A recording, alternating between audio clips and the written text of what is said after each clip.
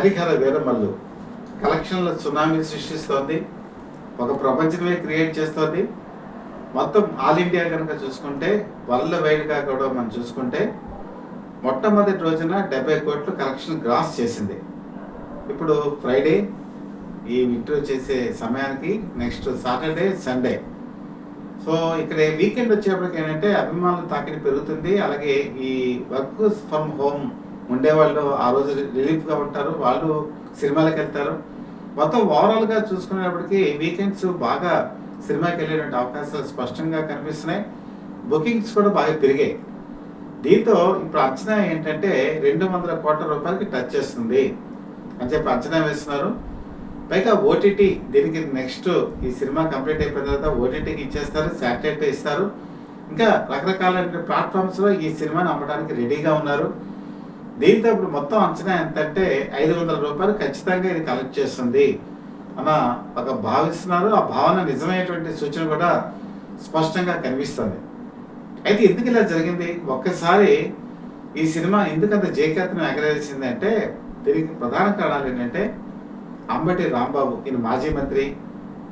ఒక మాజీ మంత్రి ఒక సినిమా గురించి రివ్యూ చేసిన ఘటన నేను ఎప్పుడు చూడలే. నా జీవిత చరిత్రలో కాదు, నా జర్నలిస్ట్ జీవితంలో కూడా చూడలేదు. ఆ రివ్యూ నెగటివ్గా ఇవ్వటంతో ఇక్కడ పవన్ కళ్యాణ్ అభిమానులు ఒక కసి అనేది పెరిగింది. నెక్స్ట్ వైఎస్ఆర్సీపీ పార్టీ వాళ్ళు ఏం చేశారంటే బాయ్కాట్ హరిహర వీరమల్లు అని చెప్పారు. అంతేకాదు వాళ్ళకి సంబంధించినటువంటి సోషల్ మీడియా వింగ్ కూడా చాలా గట్టిగా పనిచేసింది. ఈ సినిమా బాగాలేదని, సెకండ్ హాఫ్ చెత్తగా ఉందని ఇలాంటి కామెంట్స్ చేశారు. ఒక సినిమా గురించి ఇక్కడ ప్రధానంగా చెప్పుకోవాల్సింది ఏంటంటే ప్రొడ్యూసర్ ఏం రత్నం సినిమాకి ఆయన చాలా కష్టపడ్డాడు. డబ్బులు ఆల్మోస్ట్ అలా అయిపోయాయి. చాలా ఇబ్బందులు పడుతూ ఒక నిర్మాత కనుక సినిమా తీసినప్పుడు ఒక బాధ్యత అనేది ఏ మీడియాకైనా ఉంటుంది. అదేంటంటే సినిమా ఒక 1 వీక్ ఒక కనీసం 3 to 4 days పోయిన తర్వాత నెగిటివ్ రివ్యూ చెప్పారనుకోండి, దానివల్ల పెద్ద నష్టం లేదు. ఎందుకంటే ఒక సినిమా అనేటప్పటికీ 24 క్రాఫ్ట్స్ నిపుణులు పనిచేస్తారు. ఒక సినిమా ఉంటేనే వేలాది మందికి ఉపాధి అనేది కలుగుతుంది. సినిమా థియేటర్స్ రన్ అవుతాయి, అందరి కడుపులు నిండుతాయి. ఇది ఎవరికైనా ప్రాథమిక సూత్రం. ఒకవేళ బాగుంది అనుకోండి, ఫస్ట్ అనేది ఓకే ఇది బాగుంది అని చెప్పడంలో కూడా తప్పులేదు. సినిమా అనేటప్పటికీ అంతా పాజిటివ్ ఉండదు, కొంత నెగిటివ్ కూడా ఉంటుంది. సినిమా మేకింగ్లో ఎవరు పర్ఫెక్ట్ పర్సన్స్ ఏవి కాదు. దాన్ని దృష్టిలో పెట్టుకొని ఏం చేస్తారంటే ఒక ఛానల్ నిర్వహిస్తున్న నిర్వాహకులు ఎవరైనా సరే పాజిటివ్ యాటిట్యూడ్తో ముందుకెళ్తారు. కారణం ఏంటంటే అది పవన్ కళ్యాణ్ మీద అభిమానం కాదు, లేకపోతే ప్రొడ్యూసర్ మీద అభిమానం కాదు. 24 క్రాఫ్ట్స్ సినిమాలో బాగుండాలి, వాళ్ళ కడుపులు నిండాలి అని ఒక సదుద్దేశం. నేను చూశాను ఈ సినిమా అసలు ఇంకా ఓపెనింగ్ అవ్వలేదు, అప్పుడే ఓవర్సీస్లో కొద్దిగా టాక్ వచ్చింది. చాలామంది సినిమాలు కూడా చూడకుండానే రివ్యూస్ ఇచ్చారు. కానీ సత్యవర్ధ పీపుల్ లైవ్ టీం మాత్రం ఖచ్చితంగా చెప్పింది ఈ సినిమా సూపర్ హిట్ అవుతుందని. ఎందుకంటే ఈ సినిమాలో ఉన్న పాజిటివ్ పాయింట్స్ అన్ని కూడా మనం టచ్ చేయడం జరిగింది. ఏదైతే మనం చెప్పామో ఈ రోజు అది నిజమైంది. కారణం ఏంటంటే ఒక పొలిటికల్ పార్టీ ఇందులోకి ఇంటర్ఫియరెన్స్ అవ్వటమే.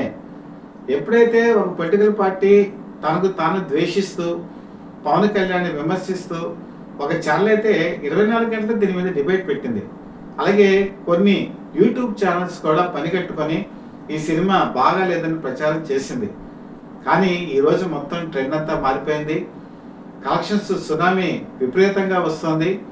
ఈ అంచనాలు దాడిపోయి ఈరోజు ప్రొడ్యూసర్ ఏం రత్నం ఎవరైతే ఆయన మీద రాళ్ళు వేశారో అవి రత్నాలే ఆయన మీద ఒక వరాల జల్లా కురిసిందని చెప్పడంలో కూడా ఎటువంటి అతిశయోక్తి లేదు. ముఖ్యంగా ఈరోజు మన స్టేట్ గవర్నమెంట్ రాబోయే అతి కొద్ది కాలంలోనే ఏం రత్నం ప్రొడ్యూసర్ని ఆంధ్రప్రదేశ్ ఫిల్మ్ డెవలప్మెంట్ కార్పొరేషన్ చైర్మన్గా కూడా నియమిస్తున్నారు అనేటువంటి వార్తలు వినవస్తున్నాయి. ఆ వార్త నిజం కావాలనే నేను కోరుకుంటున్నాను. ఎందుకంటే ఏం రత్నం తన సినిమా కెరీర్లో ఆయన తీసినటువంటి గొప్ప చిత్రం కర్తవ్యం, తర్వాత పెద్దరికం, ఇలా ఎన్నో సినిమాలు తీశారు. ఇది తెలుగులో తీశారు, తమిళంలో తీశారు. కొన్ని సినిమాలు అయితే ఆర్థికంగా పరాజయానికి పాలై ఆయన చాలా ఇబ్బందులకు లోనే కూడా అధిక వ్యయ ప్రయాసాలకు లోనే తెలుగు సినిమా ఇండస్ట్రీలో కష్టపడి ఈ హరిహర వీరమల్లు హిస్టారికల్ మూవీని ఆయన చేయడం జరిగింది.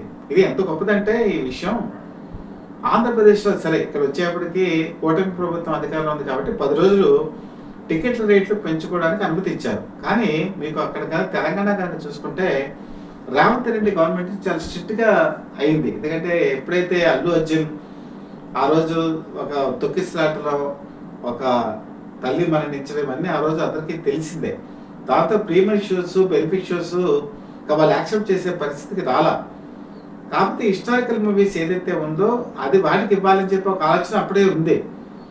దీంతో ప్రొడ్యూసర్స్ టెక్నీషియన్స్ వెళ్ళి రేవంత్ రెడ్డిని కలిసి ఈ సినిమా ఈ విధంగా తీసాను, దీనికున్న కాన్సెప్ట్ ఏది అని చెప్పిన తర్వాత వాళ్ళు ఏం చేశారంటే అక్కడ కూడా 10 days పాటు టికెట్ రేట్లు పెంచుకోవడానికి అనుమతి ఇచ్చారు. ముఖ్యంగా మీరు కనుక చూసుకుంటే వకీల్ సాబ్ తీసుకున్న మిగతా సినిమాలు ఆ రోజుల్లో పవన్ కళ్యాణ్కి వెసులుబాటు లేదు. ఈ వెసులుబాటు ఇప్పుడు రావడంతో ఈ 10 రోజుల పాటు టికెట్ రేట్స్ పెరుగుదల అనే అంశం నిర్మాతకి బాగా లాభించింది. అయితే పెరుగుదల ఉన్నంత మాత్రం సినిమా రావాలి కదా జనాలు. కానీ ఒక నెగటివ్ టాక్ వచ్చినా కూడా ప్రజలు ఒక వరదలా వెల్లువెత్తి ఈ సినిమా చూడటం ప్రారంభించడం చిత్ర పరిశ్రమలో అయితే ఇది ఒక సెన్సేషన్. దీనికి వివరాలు అసలు ఎలా జరిగే పాతకాలంలో కూడా నేను మీకు చెప్తాను. ముఖ్యంగా కనుక చూసుకుంటే ఈ సినిమా సంబంధించి రివైజ్డ్ వెర్షన్ కూడా సాటర్డే రిలీజ్ అవుతుందని చెప్పి ప్రచారం జరుగుతుంది. రివైజ్డ్ వెర్షన్ అంటే ఏంటంటే ఇప్పుడు ఫస్ట్ హాఫ్ అందరికీ కూడా మంచి ఫైట్స్, ముఖ్యంగా మచిలీపట్నం ఈ పోర్టు దగ్గర హరిహర వీరమల్లో చేసేటువంటి ఫైట్ అద్భుతం. తర్వాత వస్త్రాలతో చేసేటువంటి ఫైట్ అద్భుతం. ఈ రెండు కూడా కంపోజింగ్ చాలా అద్భుతంగా వచ్చి ఇంట్రడక్షన్ అయితే అదిరిపోయింది. తర్వాత వచ్చేప్పటికి హైదరాబాద్కి ఈ కథ షిఫ్ట్ అయినప్పుడు చార్మినార్ దగ్గర చేసేటువంటి ఫైట్ చేసింగ్ ఇది కూడా ఈ సినిమాకి హైలైట్. తర్వాత ప్రీ క్లైమాక్స్కి వచ్చేటప్పటికి పవన్ కళ్యాణ్ కంపోజ్ చేసిన ఫైట్ సూపర్ డూపర్ హైలైట్. కాకపోతే ఇక్కడ క్లైమాక్స్కి వచ్చేటప్పటికి చాలా మంది ఆశించింది ఏంటంటే ఔరంగజేబు హరిహర వీరమల్లు ఇద్దరు ఈ సినిమాలు ఎక్కడ కూడా తారసపడరు. సో వీళ్ళు తారసపడి చేసే ఫైట్ క్లైమాక్స్ అవుతుందని మొట్టమొదటి భావించారు. అయితే పార్ట్ 2 అని ఎప్పుడైతే ఇది కన్ఫర్మ్ ఇప్పుడు అయిపోయింది ఆల్మోస్ట్ అది. ఎందుకంటే ఈ సినిమా 5 కోట్లు దాటుతున్నటువంటి వార్తలు ఎప్పుడైతే వచ్చాయో సో సెకండ్ పార్ట్ కూడా కన్ఫర్మ్ అయిపోయింది. ఇప్పుడు నార్త్ ఇండియాలోకి వచ్చేప్పటికి గురువారం దీని కలెక్షన్స్ కొద్దిగా అసలు పూర్తిగా మందగండుగా ఉన్నాయి. శుక్రవారం వచ్చేప్పటికి పికప్ అయింది. ముఖ్యంగా మహారాష్ట్ర తీసుకున్నా లేకపోతే ఢిల్లీ తీసుకున్నా ముంబై తీసుకున్నా ఇప్పుడు పికప్ అయ్యాయి. శుక్ర శని ఆది అక్కడ ఉత్తరాదిలో కనుక ఈ సినిమా పికప్ అయితే అంచనాలు ఇంకెంతవరకు వెళ్తాయో కూడా మనం చెప్పలేం. కాబట్టి ఖచ్చితంగా ఇది 500 కోట్లు మినిమం బిజినెస్ అయితే చేస్తుందని అర్థమైపోతుంది. ఎందుకంటే ఈ 4 రోజుల్లోనే 200 కోట్ల రూపాయలు బిజినెస్ ఖచ్చితంగా బ్రేక్ ఎవరికి తీసుకెళ్ళిపోతుంది. ఇక్కడ పవన్ కళ్యాణ్ చెప్పింది ఏంటంటే ఈ సినిమాకి సంబంధించి ఆయన పారితోషికం తీసుకోవాలి. ఇప్పుడు ఈ సినిమా వార్ ఫ్లో ఏదైతే వస్తుందో నిర్మాత ఇస్తే నేను తీసుకుంటాను అని చెప్పేసి ఆయన చెప్పడం తెలుగు సినిమా ఇండస్ట్రీలోనే కాదు మొత్తం ఓవరాల్ మన భారతీయ చలనచిత్ర పరిశ్రమలో ఇలాంటి సంఘటన చాలా అపూర్వంగా జరుగుతుంది. అలాంటి అపూర్వ సంఘటనే ఆంధ్రప్రదేశ్లో కూడా జరిగింది. ఇక్కడ మనం చెప్పుకోవాల్సిన విషయం ఏంటంటే ఒక సినిమాని సినిమాగా వదిలేస్తే దాని జయాపజయాలు దైవాధీనం. ప్రేక్షకులు ఇష్టమైతే చూస్తారు లేకపోతే మానేస్తారు. అదే కదా పవన్ కళ్యాణ్ కూడా ప్రెస్ మీట్లో చెప్పింది, ఈ సినిమా బాగుంటే మీరు చూడండి అని చెప్పి అన్నారు. ఆయనేమి దాన్ని బాగా నెత్తి మీద రుద్దుతామని నేను ప్రయత్నం చేయలే. కానీ ఇక్కడ వైఎస్ఆర్సీపీ పార్టీ కావాలని గోదావరిలోకి దిగి తట్టి ప్రత్యర్థులు లేపి అతని విజయానికి కారణమైందని చెప్పడంలో ఎటువంటి అతిశయోక్తి కూడా లేదు. గతంలో ఇలాంటివి జరిగాయండి. అది కూడా మీ దృష్టికి తీసుకొస్తాను. సూపర్ స్టార్ కృష్ణ రాజకీయాల్లోకి కాంగ్రెస్ పార్టీలోకి వచ్చిన తర్వాత ఎన్టీ రామారావు మీద సింహాసనం అనే సినిమాలో చిన్న పంచి డైలాగ్ పెట్టారు. నా దగ్గర ఏముంది బూడిద అని చెప్పి ఇలాంటి డైలాగ్ పెట్టారు. వాటికి మంచి రెస్పాన్స్ వచ్చింది.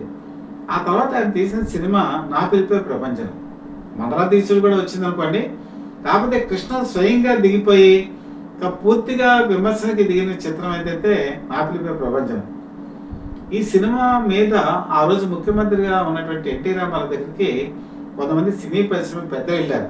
కాబట్టి నీ మీద అగనిస్ట్గా ఇలాగ కృష్ణ సినిమా తీస్తున్నారు, ఏం చేద్దామని చెప్పి అడిగితే సినిమా కదా దాన్ని ఏం టచ్ చేయదు వదిలేయండి, దాని గురించి పట్టించుకోవద్దని చెప్పారు.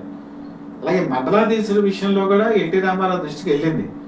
మళ్ళీ కొంతమంది వచ్చి చెప్పారు, ఇలా మీ మీద ఎగనెస్ట్గా చేస్తున్నారు, మనం కూడా పోటీగా ఏదైనా విమర్శలు చేద్దామంటే వద్దొద్దు, టచ్ అయింది సినిమా కాబట్టి వాళ్ళు వదిలేయండి అని చెప్పన్నారు. అంటే ఎన్టీ రామారావు పరిపక్వతకి ఎగ్జాంపుల్ చెప్తున్నాను నేను. ఇదే టైము కొంతకాలం గడిచిన తర్వాత చెన్నైలో ఒక పెళ్లికి super star Krishna, Vijaya Nirmala attend అయ్యారు. వాళ్ళకి తెలియదు అక్కడ ఎన్టీ రామారావు వచ్చినట్టు. సరే చూసిన తర్వాత మళ్ళీ ఇబ్బంది పడతామని అక్కడి నుంచి వెళ్ళిపోవడానికి ప్రయత్నం చేశారు. ఇందులో ఎన్టీ రామారావు తెలిసింది, వాళ్ళు వచ్చారు, వాళ్ళు పిలిపించి క్వశ్చన్ ప్రశ్నలు అడిగారు. అడిగి ఆయన ఒక ప్రశ్న ఇస్తారు, సినిమాలన్నీ కూడా నా మీద యాక్టివ్గా తీస్తున్నారు కదా, అయ్యా డబ్బులు వస్తున్నాయా అని అడిగారు. లేదండి డబ్బులు వస్తున్నాయంటే, డబ్బులు వస్తే పర్వాలేదయ్యా, కానీ డబ్బులు రాకపోతే మాత్రం ఇలాంటి సినిమాలు తీసి చేతులు కాల్చుకోవద్దు, ఇంకా నా మీద ఏమైనా సినిమాలు తీస్తారా అని అడిగారు. అడిగితే ఇంకొక సినిమా మిగిలిపోయి ఉందండి అని చెప్పాను. ఆ సినిమా పేరు ఏంటంటే రిక్షావాల. సరే జాగ్రత్తగా చూసుకొని తీసుకోండి అని చెప్పేసి ఎన్టీ రామారావు అన్నారు. అంటే ఎన్టీ రామారావు కృష్ణతో ఆయన డబ్బులు వస్తున్నాయా లేదా, ఆ ఆర్థిక పరిస్థితి, తన సినిమాల్లో ఎగరెస్ట్గా తీయడం వల్ల దెబ్బతింటున్నారా అని అడిగారు చూసారా, అది నిజంగా హ్యాట్స్ ఆఫ్. అది ఎంతమంది అలా ఉంటారు, వాళ్ళ మీద సినిమాలు ఎగరెస్ట్గా తీస్తే వాళ్ళ ఫేస్ చూడటానికి కూడా ఇష్టపడరు. కానీ ఎన్టీ రామారావు అలా కాదు. ఇది ఒక క్లాసిక్ ఎగ్జాంపుల్. అక్కడ ఎన్టీ రామారావు ఏం చేశారు, నా పిలిపి ప్రపంచం సినిమా జోలికి వెళ్ళలేదు ఆయన. అక్కడ ఏమి సినిమా థియేటర్స్ దగ్గర కోలాహలం చేయలే, ఆ సినిమాని వదిలేశారు అంతే. ఎలా ఆడితే అలా ఆడుతుందని చెప్పి వదిలేబట్టి ఆయన పరిపక్వతకి అది ఒక ఉదాహరణ. ఈరోజు ఎన్టీ రామారావు గురించి ఎందుకు మనం చెప్పుకుంటున్నాం, ఆయన విజ్ఞత గురించి ఎందుకు చెప్పుకుంటున్నాం, ఆయన పరిపక్వత గురించి ఎందుకు చెప్పుకుంటున్నాం, ఆయన మెంటల్ మెచ్యూరిటీ గురించి ఎందుకు చెప్పుకుంటున్నాం. అలాగే తమిళనాడు రాజకీయాల్లో కూడా ఇలా జరిగిందండి. కరుణానిధి ముఖ్యమంత్రిగా ఉన్నప్పుడు ఉలగం సుట్రం వాలివన్ అని చెప్పేసి ఇది తెలుగులో లోకం చుట్టూని వీరుడు అనే సినిమా వచ్చింది. ఎంజి రామచంద్రన్ ఈ సినిమాలో డబుల్ యాక్షన్ చేశారు. ఆ తర్వాత వచ్చేటప్పటికి ఇందులో మంజులు ఉన్నారు, లత ఉన్నారు. ఈ సినిమా ఆ రోజుల్లో సెన్సేషన్. తమిళనాడు గవర్నమెంట్కి ఆ రోజు ఇంటెలిజెన్స్ నివేదికలు ఏం చెప్పాయంటే, ఈ సినిమా మీకు పూర్తిగా ఇబ్బందికరంగా మారిపోతుంది అంటే కొంతమంది మళ్ళీ కరుణానిధి దృష్టికి వెళ్ళారు. ఈ సినిమాని ఏం చేద్దామంటే వద్దు వదిలేయండి పర్వాలేదని చెప్పి ఆయన అన్నారు. అయితే అప్పుడప్పుడు అక్కడ డిఎంకే కార్యకర్తలు ఎగనిస్ట్గా దానికి వ్యతిరేక ప్రదర్శన చేశారు. మొదలై లాంటి ప్రాంతాల్లో అయితే ఈ సినిమా కనుక రిలీజ్ అయితే మేము చీరలు కట్టుకుంటామని డిఎంకే నాయకులు ప్రతిజ్ఞ చేశారు. దానికి అన్నాడీఎంకే పార్టీ వాళ్ళు ఏం చేశారంటే, అప్పుడు అన్నాడీఎంకే పార్టీ ఎస్టాబ్లిష్ చేశారని వాళ్ళకి చీరలు కొరియర్ ద్వారా పంపించడం కూడా జరిగింది. పెద్ద గొడవ అయితే జరిగింది. ఉలగం చుట్టూ వాలివన్ తమిళనాడులో రిలీజ్ అయింది. అప్పుడే వాల్ పోస్టర్స్ మీద వాళ్ళు భారీగా పనులు పెట్టారు.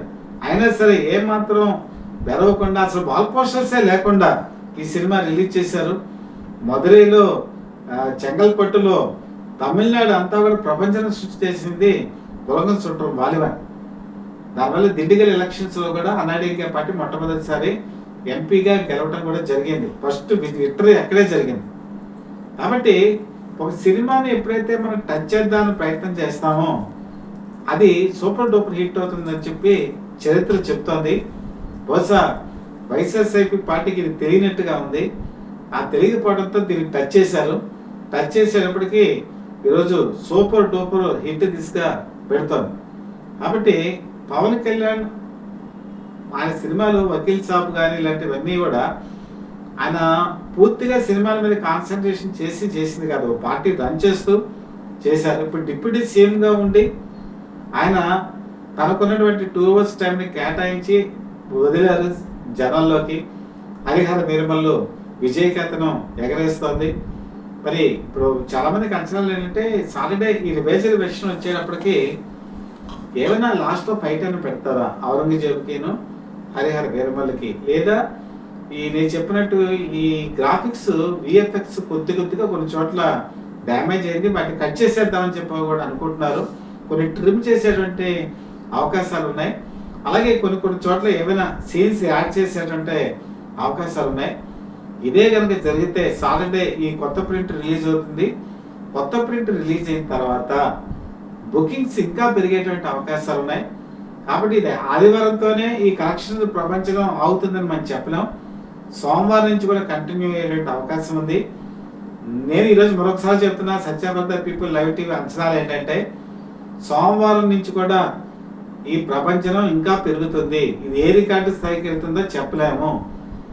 బహుశా నాకు తెలిసినంత వరకు పవన్ కళ్యాణ్ సినిమా జీవితంలో ఇది హైయెస్ట్ గ్రాస్ రికార్డు కలెక్షన్స్ సృష్టించేటువంటి అవకాశం స్పష్టంగా ఉంది. మీరు బహుశా ఈ వీడియోని సేవ్ చేసి అట్టే పెట్టుకోండి. ఆ తర్వాత కాలంలో నేను చెప్పిందే నిజం అవుతుంది. కాబట్టి ఏదైనా సరే మంచి పరిణామం. ఒక తెలుగు సినిమా వరల్డ్ వైడ్గా ఒక రికార్డు సృష్టించడం చాలా అద్భుతం. ఇందులో చూసుకుంటే డైరెక్టర్ రాజమౌళి కాదు, లేకపోతే మనం ఎక్కడి నుంచో హిందీ ఇండస్ట్రీ నుంచి పెద్ద పెద్ద స్టార్స్ని మనం పట్టుకురాలేదు, ఒక బాబీ డియోల్ తప్ప. అలాగే ఇక్కడ మనకు వచ్చేటువంటి టెక్నీషియన్స్ కూడా మన నేటివిటీ ఉన్న టెక్నీషియన్సే ఉన్నారు. సో ఒక రాజమౌళి లేకుండా, ఒక మల్టీ స్టార్ లేకుండా, లేకపోతే హిందీ తారులు జాహ్నవి కపూర్ లాంటి వాళ్ళు లేకుండా, ఒక సాదాసీదాగా మామూలు ఆర్టిస్టులతో నిధి అగర్వాల్ లాంటి వాళ్ళ కొత్త వాళ్ళతో ఈ సినిమా తీసి ఒక పవర్ స్టార్ మాత్రమే తన భుజానంతా వేసుకున్న ఈ సినిమా అత్యధిక రికార్డులు సాధించడం నిజంగా ప్రతి ఒక్కరికి కూడా ఒక గర్వకారణం. ఇది చరిత్రలో ఒక మరపురాని సంఘటనగా నిలిచిపోతుంది. సత్యవర్ధ పీపుల్ లైవ్ టీవీ ఈరోజు అనేక విషయాలను మీ ముందుంచుతోంది. పొలిటికల్గా కానీ, సినిమాల పరంగా కానీ, లేకపోతే ఆధ్యాత్మికంగా కానీ అనేక విషయాలు క్రోడీకరించి పాతవి కొత్తవి అన్ని కలగలిపి మీ ముందు ఉంచుతున్నాం. మీకు కనుక నచ్చినట్లయితే లైక్ చేయండి. అలాగే ఈ కంటెంట్ కనుక మీకు మనస్ఫూర్తిగా మీ మనసుకు హత్తుకున్నట్లయితే బెల్ ఐకాన్ ప్రెస్ చేసి సబ్స్క్రైబ్ చేసుకోండి. మీ సపోర్ట్ నిరంతరం మాకు అందజేయాలని చెప్పి మనస్ఫూర్తిగా కోరుకుంటూ మీ మిత్రుడు శ్రేయోభిలాషి, అలాగే Satyavardha people live TV chief editor DVSS Krishnaprasad.